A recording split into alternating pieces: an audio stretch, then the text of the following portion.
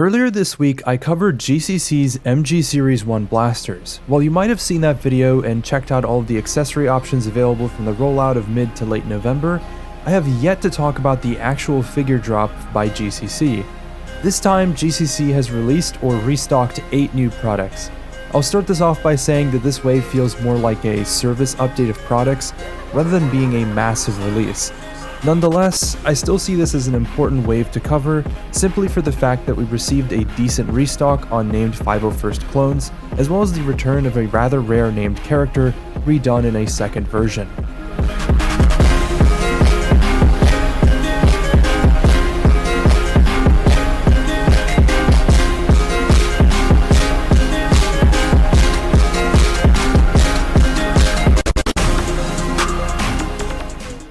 So speaking of V2, Dr. Emory Carr is a collaboration figure designed by BrickDaddy and produced by GCC.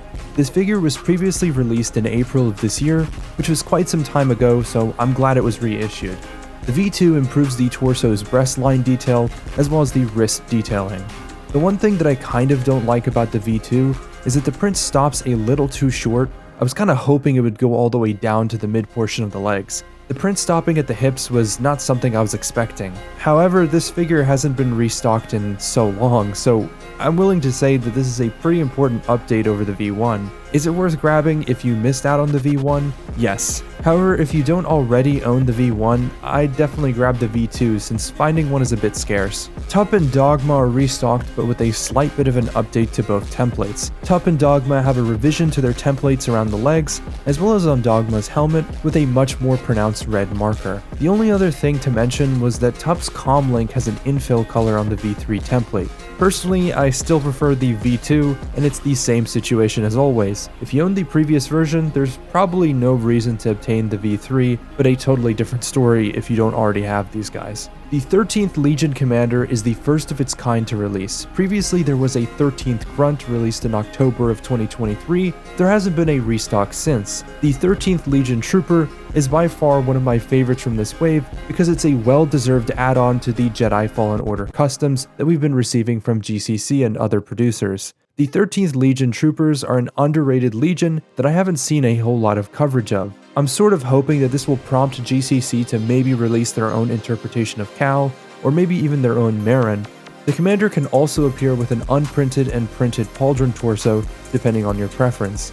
I really like the printed and cloth accessories together because it gives this sort of illusion that it's wrapping around the neck.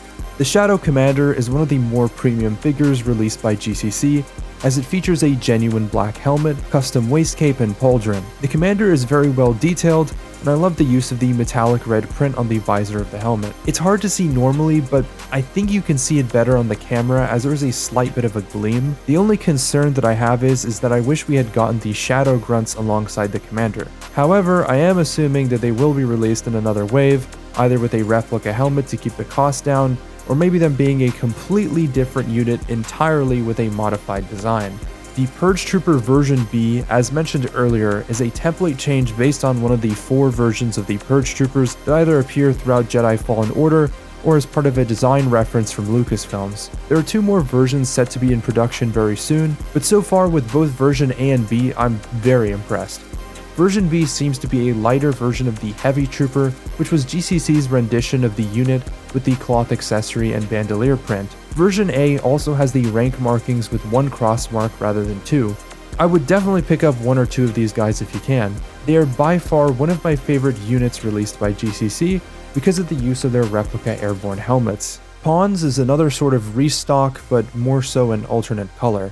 The previous version of Pawns has been rather hard to find, and I'd say is sort of rare. The current version of Pawns is closer to Lego's reddish-brown color, rather than the traditional dark red that was used on the previous version. The template doesn't seem to have much updated other than the detail marks around the knee pad and torso, which are dark gray to better fit the overall cohesion of the reddish-brown ink. I prefer the previous version of Pawns, even though the brown color is actually more faithful to the Phase 1 Clone Wars version of his character. The color-matched Kama trim was a nice touch though, and I can tell that GCC put a lot of forethought into the palette and color blending of this figure. The last figure I wanted to talk about is White Dress Padme. While GCC has released several different dresses of Padme, My favorite being the black one designed by Melnick Edits. They've gone ahead and produced a white dress rendition from Episode 2 Attack of the Clones. This figure uses a white sponge cape that is produced in-house by GCC. It feels pretty similar to Lego's sponge cape, and I can hardly tell them apart. I think one of the great parts of this figure is the print from the torso to the skirt piece lining up perfectly, which is no surprise really since they've been able to pull this off dozens of times before, like with Mon Mothma, Jikatsu Nu, and other characters with skirt pieces. And like I've said before, I hope GCC releases a non-clone regularly, as these always tend to be the highlights of the drop for me. If you want to pick up any of these figures, you can do so on GCC's storefront or on reseller sites like Tom the Builder or Bricks and Figs DE. Anyways, that's all I have for now, so I'll see you guys in the next one.